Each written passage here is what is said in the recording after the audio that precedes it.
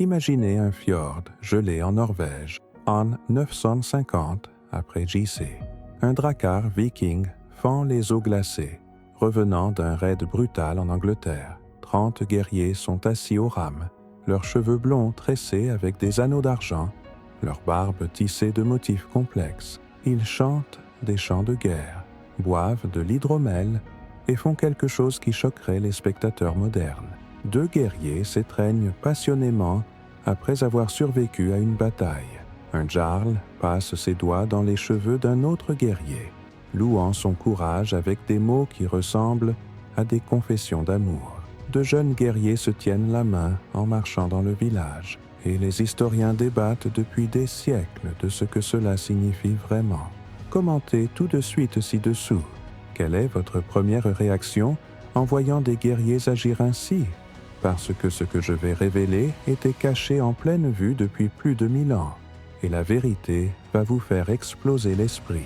Ce n'est pas seulement de l'histoire, c'est un secret qui pourrait changer tout ce que vous pensez savoir sur la masculinité, la culture guerrière et ce qui se passait vraiment dans ces longues maisons vikings pendant les longs hivers nordiques.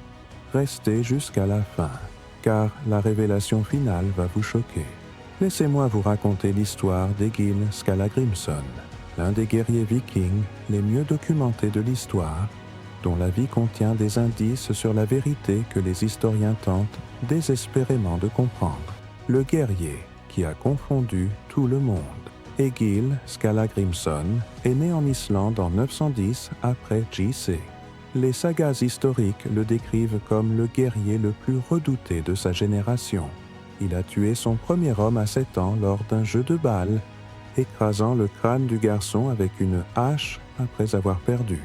Il a combattu dans plus de 50 batailles et était craint dans toute la Scandinavie pour sa rage berserker. Mais c'est là que ça devient intéressant. Ce même guerrier ultra-violent écrivait aussi des poèmes d'amour explicites sur ses compagnons masculins. Pas des poèmes subtils, des déclarations directes de désir émotionnel et physique. Il pleurait ouvertement quand ses amis hommes mouraient.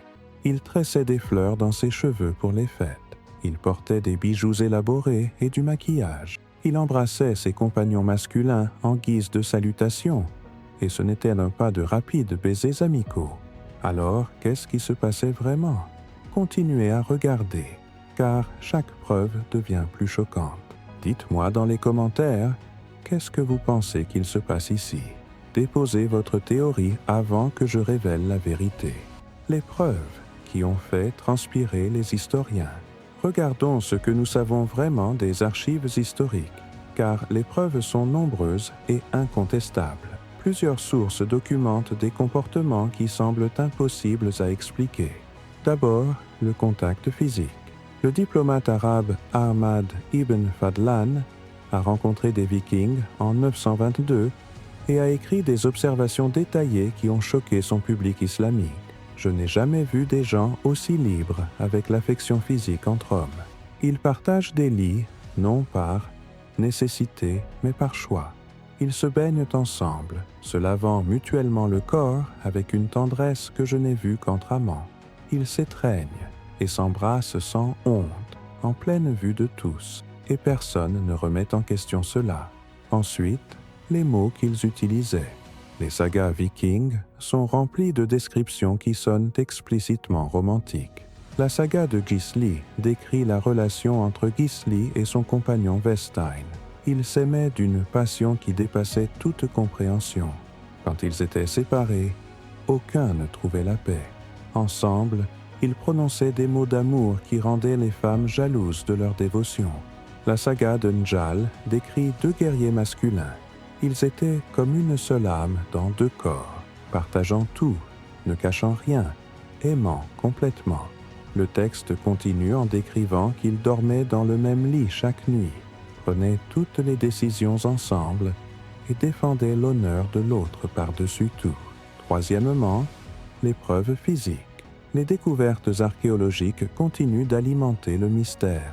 Des tombes vikings à travers la Scandinavie contiennent des guerriers masculins enterrés ensemble dans des positions que les archéologues décrivent comme intimes. Corps face à face, bras enlacés, parfois même bouche contre bouche. Qu'est-ce que cela signifie? Gardez cette question en tête, car ça devient encore plus intense. L'obsession de l'apparence, qui soulève des questions. Voici quelque chose qui approfondit le mystère. Les hommes vikings étaient obsédés par leur apparence d'une manière qui semble choquante pour des guerriers supposément brutaux. Les preuves archéologiques montrent que des peignes sont trouvés dans presque toutes les tombes masculines vikings, souvent comme le bien le plus précieux. Mais pas seulement des peignes, pinces à épiler pour les poils du visage, cure-oreilles, limes à ongles et même des accessoires cosmétiques. Les Vikings portaient de l'eyeliner fait de minéraux broyés. Ils teignaient leur barbe selon des motifs élaborés avec des teintures importées. Ils portaient des bijoux complexes, pas seulement fonctionnels mais décoratifs, anneaux de bras, torques de cou et même des boucles d'oreilles. Ils tressaient leurs cheveux en style complexe qui prenait des heures à réaliser, et ils le faisaient les uns pour les autres. Des récits contemporains décrivent des guerriers vikings assis pendant des heures pendant que leurs compagnons tressaient leurs cheveux, décoraient leur barbe et appliquaient des cosmétiques. Le niveau d'intimité et de soin dans ces sessions de toilettage était remarquable. Un chroniqueur anglo-saxon a écrit avec une confusion évidente: les hommes nordiques se soucient plus de leur apparence que n'importe quelle femme que j'ai connue. Ils se parent et se peignent et prennent grand plaisir à décorer le corps des autres. Je ne peux comprendre des hommes qui combattent comme des démons, mais se parent comme des jeunes filles. Alors, qu'est-ce qui se passait vraiment? La prochaine preuve est encore plus provocante. Commentez ci-dessous. Vous commencez à former une théorie parce qu'on va plus loin. Les rituels que les historiens ne peuvent expliquer. Les Vikings avaient des cérémonies formelles entre guerriers masculins qui ont laissé les historiens débattre pendant des siècles. Ces rituels étaient légalement reconnus, contraignants et publics. Le rituel fonctionnait ainsi. 2 guerriers se coupaient, mélangeaient leur sang dans la terre sous une bande de gazon soulevée et prêtaient serment devant les dieux. À partir de ce moment, ils étaient liés dans ce que les Vikings appelaient « fraternité jurée ». Mais voici ce qui rend cela controversé. Les sagas décrivent ces cérémonies avec un langage qui ressemble exactement à des vœux de mariage. Dans la saga de Gisli, le serment de fraternité jurée inclut « Je me lie à toi, corps et âme, dans cette vie et la suivante. Ce qui est à moi est à toi. Ce qui te blesse me blesse. Je t'aimerai jusqu'à ce que les dieux eux-mêmes tombent. » Après ces cérémonies, les 2 guerriers avaient des droits légaux l'un sur l'autre qui dépassaient le mariage. Ils partageaient la propriété. Ils partageaient le lit. Ils partageaient tout. Si l'un mourait, l'autre devait soutenir sa famille, mais aussi ne jamais épouser sa veuve, car il était déjà considéré comme lié à la mémoire de son frère juré. La saga des frères jurés décrit ce qui se passait après la cérémonie. Ils allèrent ensemble dans les quartiers de sommeil, et à partir de cette nuit, personne ne vit l'un sans l'autre. Ils partageaient un lit, partageaient la nourriture dans le même bol et se parlaient dans des murmures que personne d'autre ne pouvait entendre. Était-ce des mariages, des relations sexuelles, quelque chose de complètement différent? Continuez à regarder, car la vérité n'est pas ce que vous pensez. La poésie, qui a mis tout le monde mal à l'aise. Parlons maintenant de quelque chose qui a vraiment dérangé les moines chrétiens qui ont enregistré ces sagas. La poésie d'amour explicite que les Vikings écrivaient les uns pour les autres. Egil Skallagrimson, ce guerrier berserker dont j'ai parlé, a écrit ceci sur son compagnon Arinbjorn. « Tu es le feu dans mon hiver, la lumière dans mes ténèbres. Quand je vois ton visage, mon cœur bat comme avant la bataille. Ton toucher m'apporte une paix qu'aucune femme ne m'a donnée. Je t'aime au-delà de la raison, au-delà de l'honneur, au-delà même de mon amour pour l'or et la gloire. » Un autre poème de la tradition Havamal dit « Mieux vaut mourir en bataille aux côtés de l'homme qu'on aime que vivre de longues années sans lui. Le plus grand trésor d'un guerrier n'est ni l'argent ni la terre, mais le compagnon qui partage son lit et son destin. Les poèmes deviennent encore plus explicites. Certains décrivent le désir physique en termes qui laissent peu de place à l'interprétation. Les moines chrétiens qui copiaient ces textes ajoutaient souvent des notes comme « Ici, le poète païen parle d'affection contre nature » ou « Ces mots ne sont pas convenables pour des oreilles chrétiennes ». Mais les Vikings ne cachaient pas ces poèmes. Ils les récitaient publiquement lors des banquets. Ils les gravaient en runes sur des pierres commémoratives. Ils les célébraient comme la plus haute forme de poésie. Que signifient toutes ces preuves? Restez avec moi. Nous approchons de la vérité. Les pratiques sexuelles qui ont divisé les historiens. Ici, nous devons parler directement de sexe, car les preuves historiques sont claires. Les Vikings avaient des relations sexuelles entre hommes. C'est documenté dans de multiples sources et n'est pas sérieusement contesté par les historiens. Mais voici le mystère. Les Vikings avaient aussi des insultes sexuelles sévères, et vous tuez littéralement pour certaines accusations. Être appelé « arger » ou « ergi » était un motif d'assassinat légal. Ces termes concernaient le comportement sexuel entre hommes, mais d'une manière spécifique que les historiens ont eu du mal à comprendre. Les Vikings vous tuaient si vous suggériez qu'ils étaient ergi. Mais ils se vantaient aussi de conquêtes sexuelles sur des ennemis masculins. Ils écrivaient des poèmes d'amour à des amis masculins. Ils dormaient dans les mêmes lits. Ils avaient des cérémonies légalement contraignantes qui ressemblaient à des mariages. Comment tous ces faits contradictoires s'assemblent-ils? La réponse exige de comprendre quelque chose de fondamental que presque tout le monde se trompe. Les tombes, qui continuent de révéler des secrets. Les preuves archéologiques continuent d'alimenter le mystère. Permettez-moi de décrire quelques découvertes spécifiques qui ont provoqué de grands débats. L'enterrement du navire d'Osberg contient 2 femmes enterrées avec des armes, des trésors et des animaux sacrifiés.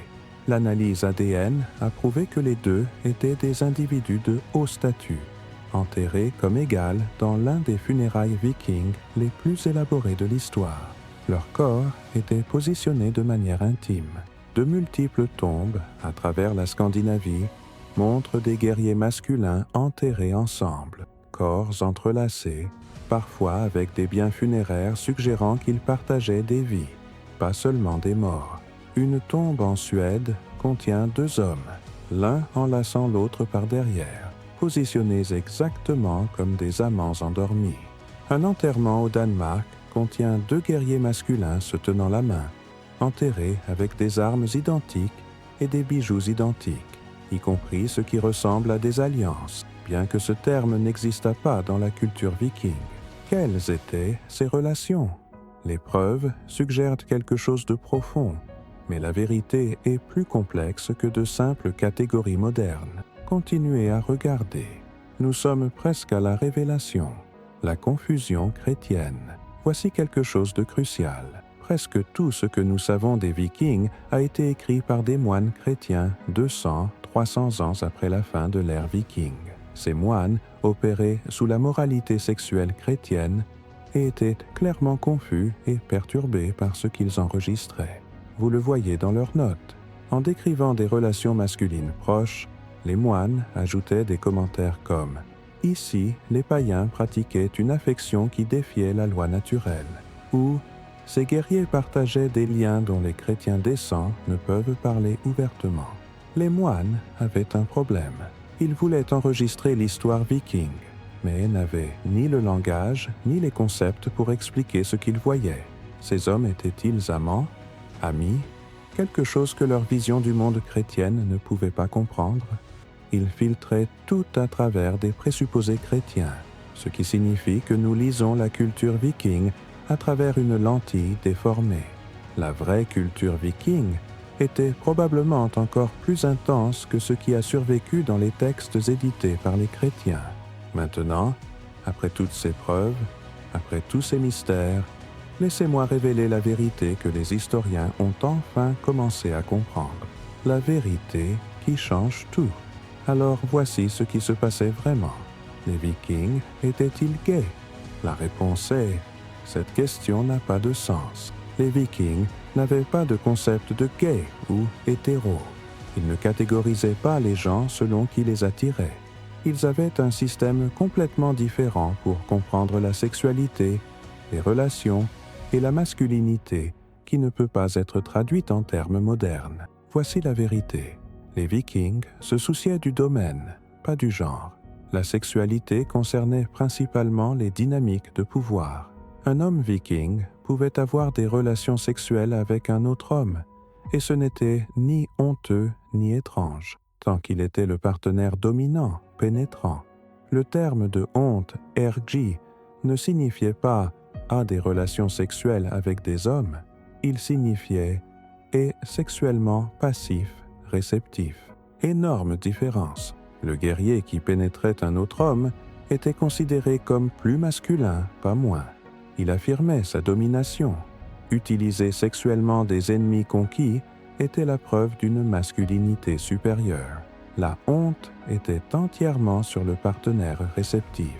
C'est pourquoi les Vikings pouvaient simultanément écrire des poèmes d'amour à des amis masculins, avoir des cérémonies formelles les liant à des compagnons masculins, partager des lits et de l'intimité physique, tuer quiconque suggérait qu'ils étaient sexuellement passifs, se vanter de domination sexuelle sur des ennemis masculins. Ce ne sont pas des contradictions dans la logique viking, ce sont toutes des expressions du même système de valeurs basé sur les hiérarchies de domination. Mais ça va plus loin que le sexe. Les Vikings croyaient que la vraie force masculine exigeait des liens émotionnels profonds entre hommes. Les cérémonies de fraternité jurée, les poèmes d'amour, l'affection physique, ce n'était pas une question d'orientation sexuelle. C'était créer des liens si forts que des hommes mourraient l'un pour l'autre sans hésiter. Un guerrier viking avait besoin d'un compagnon de bataille qu'il aimait plus que sa propre vie. Cet amour le rendait meilleur combattant car il se battait pour protéger son compagnon, pas seulement lui-même. L'amour entre frères jurés était considéré comme la plus haute forme de lien masculin, plus important que le mariage, plus contraignant que la famille, plus sacré que toute autre relation. Était-ce sexuel parfois? Probablement. Toujours sexuel? Probablement pas. Mais les Vikings ne se souciaient pas de cette distinction. Ils se souciaient de la loyauté, de l'honneur, du destin partagé et de la volonté de mourir ensemble. Le toilettage et les pratiques esthétiques n'étaient pas une question d'attraction, c'était une question d'honneur et de respect. Prendre soin de son apparence montrait qu'on se respectait soi-même et ses compagnons. Avoir son frère de bataille tresser vos cheveux avant un raid était intime, mais c'était une intimité guerrière, se préparant mutuellement à une mort possible. Les gens modernes regardent tout cela et essaient de catégoriser. C'est gay ou c'est juste de l'amitié. Les Vikings seraient confus par les deux étiquettes.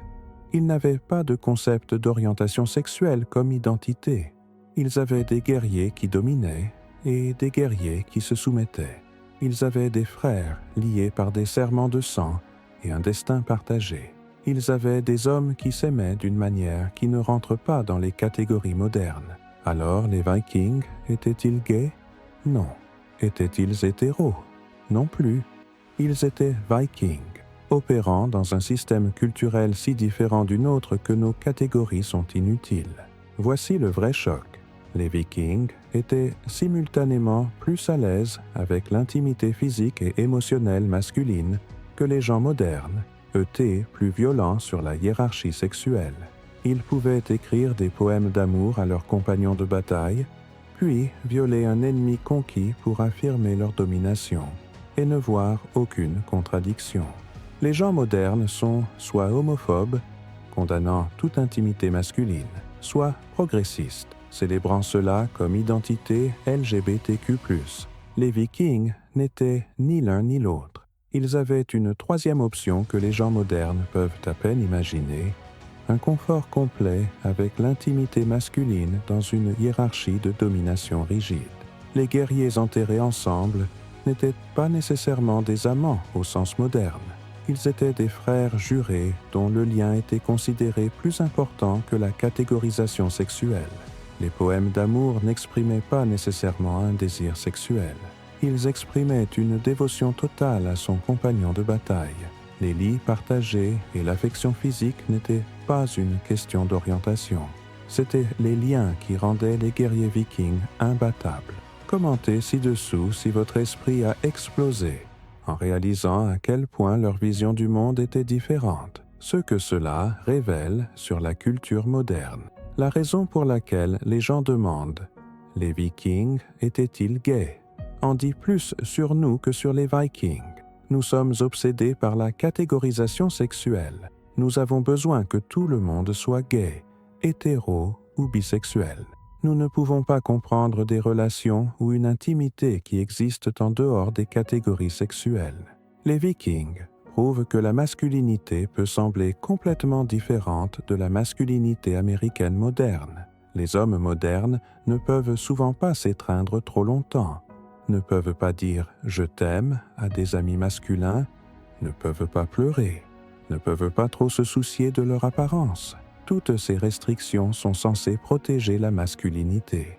Mais les Vikings, les guerriers les plus craints de l'histoire européenne, faisaient toutes ces choses féminines tout en conquérant la moitié de l'Europe.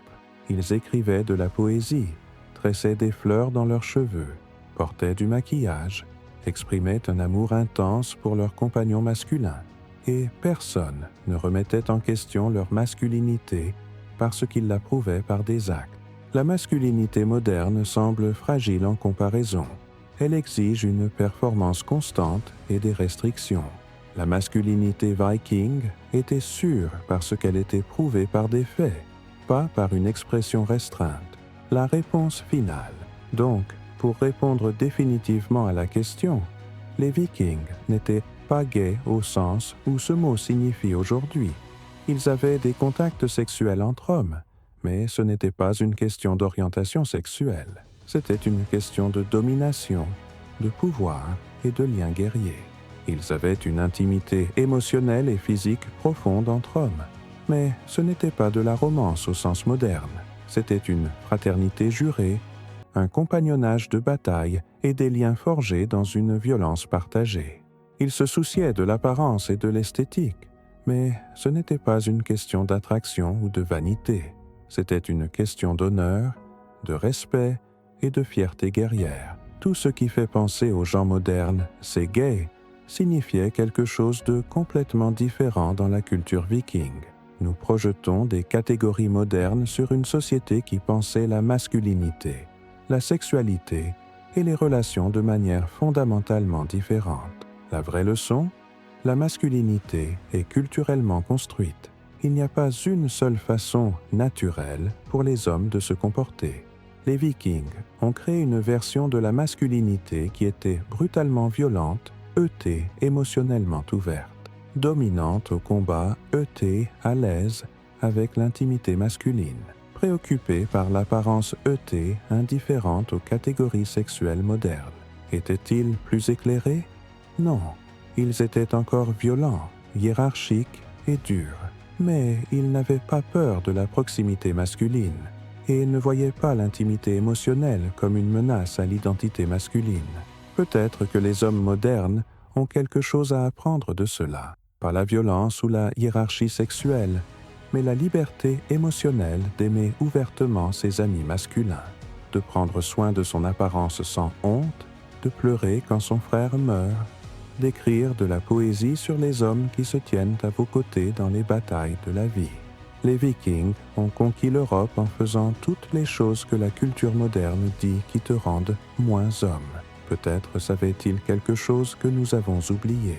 Si cette vidéo a détruit vos suppositions sur l'histoire et la masculinité, partagez-la avec 3 amis qui ont besoin que leur esprit explose. Abonnez-vous pour plus de révélations historiques qui défient tout ce que vous pensez savoir. Prochaine vidéo. Pourquoi les soldats romains se tenaient la main? La vérité sur la masculinité antique. La saga se termine. Votre compréhension commence. Maintenant, vous savez la vérité sur les guerriers vikings que les historiens ont débattu pendant des siècles. Ils n'étaient pas gays. Ils n'étaient pas hétéros. Ils étaient de quelque chose que le langage moderne ne peut même pas décrire. Et c'est exactement le point.